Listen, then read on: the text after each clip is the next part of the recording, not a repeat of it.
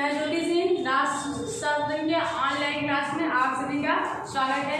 जैसे कि मैंने आपको कक्षा 6 का दूसरा चैप्टर पढ़ाया था पाषाण काल, अब हम तीसरा चैप्टर पढ़ेंगे नदी घाटी की सभ्यता। नदी घाटी की सभ्यता पढ़ेंगे तो इसमें हमारा जैसे पाषाण काल पढ़ेंगे उसके बारे में हम डिटेल में जाना है, ऐसे हम पढ़ेंगे नदी घाटी की सभ्यता। तो नदी घाटी की सभ्यता में हमारा टॉपिक नदी घाटी की सभ्यता। हम इससे पहले क्या पढ़ेंगे, क्योंकि पहले के लोग जैसे बताया मैंने आपको कि जंगल में रहते थे, फिर धीरे धीरे उनका जब 150 किलोमीटर उनका विकास हुआ तो वो आवास में रहने लगे। अब हम पढ़ाएंगे आपको कैसे वो लोग नगर में रहने लगे। नदी घाटी की सभ्यता है। नदी घाटी की सभ्यता में सभ्यताओं का विकास क्या है, नदियों के किनारे हुआ, क्योंकि जो हमारी एक सभ्यता से कई सभ्यताएं हैं वो कहाँ पे उसका विकास हुआ, नदियों के किनारे हुआ। तो इसके प्राय अच्छी खेती करने के लिए नदियों को वरदान माना जाता है। वरदान क्योंकि जब हमारे पास खेती होगी या फिर हम कुछ भी करेंगे तो हमें पानी की आवश्यकता होगी, और पानी की आवश्यकता के लिए ये हमारी नदियां जो थी वो काफी सहयोगी थी। तीसरा हमारा है व्यापार कार्य में प्राय नदियां उपयोगी होती थी। व्यापार के लिए भी हमें पानी की आवश्यकता होती थी, इसलिए हमारे लिए उपयोगी होती थी। और हमारा इसलिए सभ्यताओं का विकास प्राय नदियों के किनारे हुआ। सभ्यताओं का विकास कहाँ पे हुआ, नदियों के किनारे हुआ। अब मैं आपको नदी घाटी की सभ्यताओं के विषय में बताने जा रही हूँ जो निम्न है। पहला हमारा कौन सा है, हड़प्पा सभ्यता। तो हड़प्पा सभ्यता है तो हड़प्पा सभ्यता। दूसरा है मेसोपोटामिया सभ्यता। तीसरा मिस्र सभ्यता और चौथी चीन सभ्यता। और हमारी पांचवी सभ्यता है वो है कीट सभ्यता। तो ये हमारा पहला हड़प्पा सभ्यता, ये हम आपको डिटेल में बताते हैं। पहले हमारा ये हड़प्पा सभ्यता, तो हड़प्पा सभ्यता को देखेंगे। हड़प्पा सभ्यता का विकास कब हुआ, इसका कार्यकाल कब से कब तक था। तो बच्चों आप पहले ये हम जानेंगे कि ये जो कार्यकाल था इसका था 2500 ईसा पूर्व से ये 1520 ईसा पूर्व तक था। तो ये हड़प्पा सभ्यता तो इसकी खोज हुई, लेकिन इसकी खोज कैसे हुई, कौन किया और ये कहाँ पे हुई। तो ये इसका एक ट्रिक मैंने बनाया है जो कि यहाँ पे ये है हैदर। क्या है, हैदर। तो हैदर का मतलब क्या होता है, हड़प्पा है मतलब हड़प्पा सभ्यता। यहाँ मैंने लिखा है हड़प्पा सभ्यता। है मीन्स हो गया हड़प्पा सभ्यता। दूसरा है हमारा ये द का मतलब होता है दयाराम साहनी। दयाराम साहनी कौन थे, जो कि हड़प्पा सभ्यता की खोज की। तो ये जो दयाराम साहनी थे वो क्या किए, हड़प्पा सभ्यता की खोज की। जो हमारा दया है, रा का मतलब क्या होता है, रा मीन्स रावी नदी, जो कि पंजाब के प्रांत में है।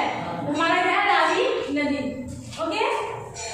अब जब इसकी ये हड़प्पा सभ्यता की खोज हुई, लेकिन जब इसकी खोज हुई तो यहाँ क्या मिला, कैसे मिला ये देखते हैं। तो जब इसकी खुदाई की गई तो एक टीला मिला। क्या मिला बच्चों, एक टीला मिला। उसका नाम क्या था, मोहनजोदड़ो। ठीक है, मोहनजोदड़ो जो यहाँ पे है मोहनजोदड़ो। मोहनजोदड़ो का अर्थ क्या होता है, मृतकों का टीला। मोहनजोदड़ो का अर्थ क्या होता है, मृतकों का टीला। ओके। जब इसकी ये मोहनजोदड़ो भी एक क्या था, एक शहर था। जब मोहनजोदड़ो खुदाई हुई, जब इसकी खुदाई की गई तो नीचे दबा हुआ पूरा का पूरा शहर मिला। क्या मिला, पूरा का पूरा शहर मिला। क्यों, क्योंकि ये जब अभी हम ये गांव है, एक शहर है, लेकिन इससे पहले भी गांव और शहर था जो कि एक पाताल में रहता था। जब इसकी खोज हुई तो एक दो नहीं करेगा। एक मिनट दोबारा बोल देंगे। जब इसकी खुदाई की गई तो नीचे दबा का पूरा शहर मिला। क्योंकि मैं आप लोगों को बता चुकी, जैसे अभी हम लोग शहर या गांव में जैसे भाग दिया जाए कि ये अलग गांव है, शहर है, कुछ परिवर्तन पाया जाता है। वैसे पहले भी कई शहर मिले थे जो कि एक अच्छे शहर थे। और अब हम आपको रिवीजन में आते हैं हड़प्पा सभ्यता। तो हड़प्पा सभ्यता के बारे में थोड़ा बता देते हैं, क्योंकि हड़प्पा सभ्यता जो थी तो वहाँ पे 1921 में जब भारत में विदेशियों का राज था, 1921 में हड़प्पा सभ्यता की खोज हुई थी, जो ये पंजाब प्रांत में है। जब इसकी खोज हुई तो इसके नीचे दबा पूरा शहर मिला। जब शहर मिला तो यहाँ पे ये जैसे अभी हम लोग बिजनेस करते हैं, अपने काम धंधे करते हैं, व्यापार करते हैं, वैसे पहले के लोग करते थे। और देखिए पहले के लोग कैसे करते थे, क्योंकि पहले ये हमारे जो भी पैसे चल रहे हैं, सिक्के मुद्राएं चल रही है, नहीं हुआ करते थे। ये पहले सामान के बदले आपको सामान देते थे, ऐसे इनका व्यापार चलता था। और ये जैसे पहले कुछ हमें ये स्रोत मिले हैं वो इराक से मिले हैं। जैसे ये मोहनजोदड़ो और इराक के बीच में क्या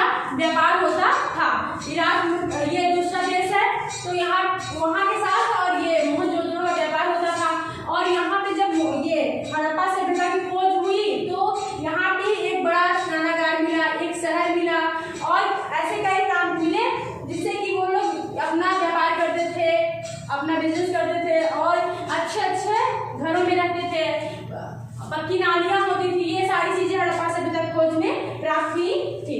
ठीक है, अब हम आगे बताते हैं आपको मेसोपोटामिया सभ्यता। ठीक है, हड़प्पा सभ्यता, वहां पे नगरों का विकास हुआ, फिर ये नगर टूट गए, लेकिन ये फिर इसका खात्मा भी हुआ, नगरों का खत्म होना। नगरों का खत्म होना जब ये हमारा पहले हड़प्पा सभ्यता खोज में नगर मिले, शहर मिले, उसके बाद ये समाप्त भी हुए, ये कब समाप्त हुए, नगरों का खत्म होना। आज से 4-5 हजार साल पहले हड़प्पा में नगर बने। हड़प्पा में इससे पहले आपको बताया था ना, हड़प्पा में नगर बने हुए थे, हड़प्पा में नगर बने हुए थे। ये नगर लगभग 1000 साल तक बने रहे, फिर किसी कारण से नष्ट हो गए।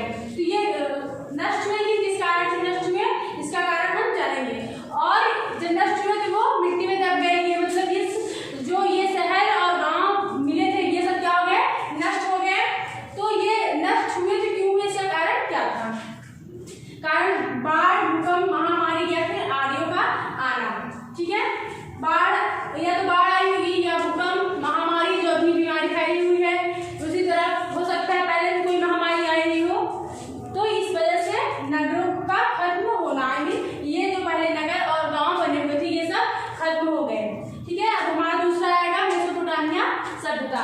तो मेसोपोटामिया सभ्यता का होगा 5000 ईसा पूर्व से 2000 ईसा पूर्व तक। मेसोपोटामिया सभ्यता का कार्यकाल जो होगा 500 ईस्वी पूर्व से 2000 ईस्वी पूर्व तक। यह सभ्यता दजला फरात नदी के किनारे विकसित हुई। कौन सी नदी किनारे? दजला फरात नदी। ये जो थे दजला फरात, ये दजला फरात क्या है, एक नदी है। इस नदी किनारे मेसोपोटामिया सभ्यता का विकास हुआ। ओके, अब ये आएगी जिगुरत में इनके प्रमुख देवता निवास करते थे। जिगुरत में जो जिगुरत है वहां पे इनके प्रमुख देवता निवास करते थे। इनकी लिपि चित्रात्मक थी। इनकी लिपि क्या थी? चित्रात्मक थी। और तीसरा हमारा है मिस्र सभ्यता। तो मिस्र सभ्यता का कार्यकाल कब से कब तक था? मिस्र सभ्यता को नील नदी का वरदान कहते हैं। जो हमारी सबसे लंबी नदी है, भारत की सबसे लंबी नील नदी है, तो वो नील नदी का वरदान, मिस्र सभ्यता को क्या बोलते हैं? नील नदी का वरदान भी बोलते हैं।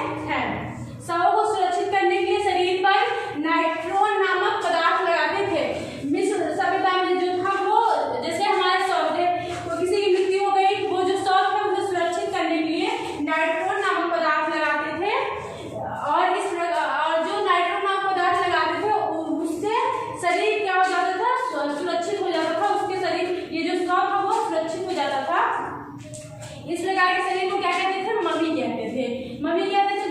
इनको कहाँ, ये मम्मी को पिरामिड में रखा जाता था। कहाँ रखा जाता था? इनको पिरामिड के अंदर रखा जाता था। अब ये हमारी चौथी हमारी चीन सभ्यता। चीन सभ्यता का ये कार्यकाल लगभग 2500 ईस्वी पूर्व तक, लगभग 2500 ईस्वी पूर्व। और ये हो गया हमारा चीन सभ्यता। यह सभ्यता हांगहो नदी के किनारे विकसित हुई। कहाँ पे हुई? हांगहो नदी के किनारे विकसित हुई। और ये जो कागज का आविष्कार हुआ, तो ये सबसे पहले कहाँ पे हुआ? चीन में हुआ। ये सबसे पहले जो बांस के टुकड़े से ये बांसुरी या फिर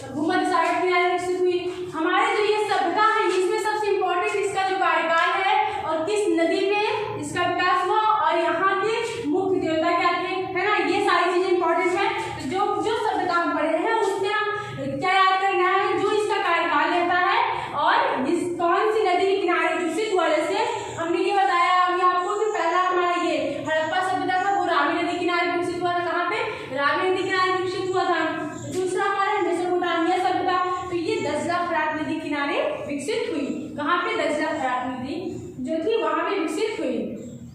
तीसरा मिस्र सभ्यता। तो मिस्र सभ्यता को नील